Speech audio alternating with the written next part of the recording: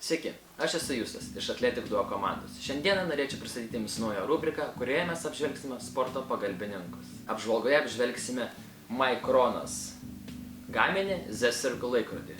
Ir trumpai pristatysiu, kaip atrodys apžvalga. Iš pradžio pasižiūrėsime, kas yra dėžutėje, tada apžiūrėsime dizainą ir patį laikrodžio patogumą. Tada apžiūrėsime jo funkcionalumą ir pabaigai apžiūrėsime aplikacijas skirtas telefonui ir kompiuteriui. Pradėkime nuo to, kad apžvelgime, kas yra dėžutėje. Pats laikrodis, USB laidas, pakrovės ir instrukcija.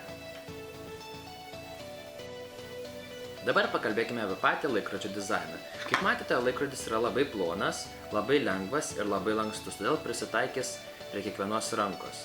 Taip pat galima keisti laikrodžio apyrankes. Yra 9 skirtingos spalvos, tai manau tikrai visi rasime norimą spalvą. Pats didžiausias dizaino minusas yra tas, kad yra ganėtinai sudėtingas užsegimas, kur reikės laiko, kad įprastumėt laikrodį užsegti.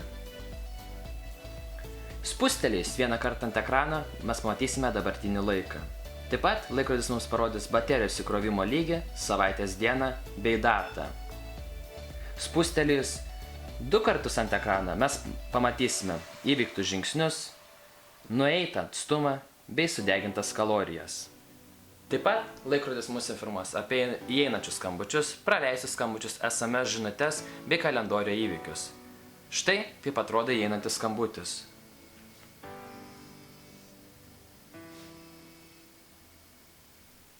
Prisijunkime prie išmanio telefono aplikacijos.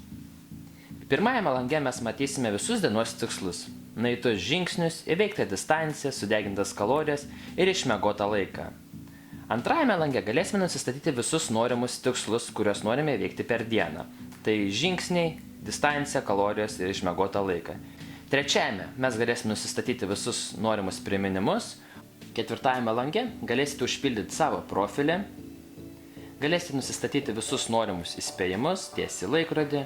Taip pat galėsite nusistatyti laikrodžio tipą, laikrodžio ekrano ryškumą, miego laiką, bei laiką, kai laikrodis jūs informuos, kad jums reikia pajudėti. Grįžę atgal, jūs galėsite rasti visą informaciją apie laikrodį, taip pat atstatyti gamyklinius parametrus. Dabar laikrodį jungsime prie asmeninio kompiuterio.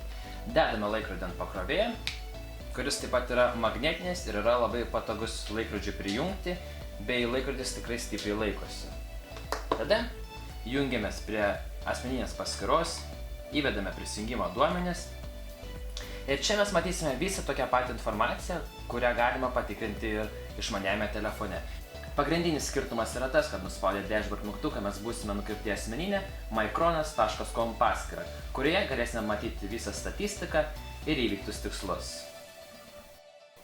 Apžvelgus šį modelį, galiu teigti, kad šis laikrodis puikiai tiks žmogui, kuris tik pradeda sportuoti, arba tai yra pirmasis sporto pagalbininkas. Dizainas yra tikrai neblogas, funkcijų yra tikrai nemažai, kurias galite sekti savo telefone arba kompiuteryje.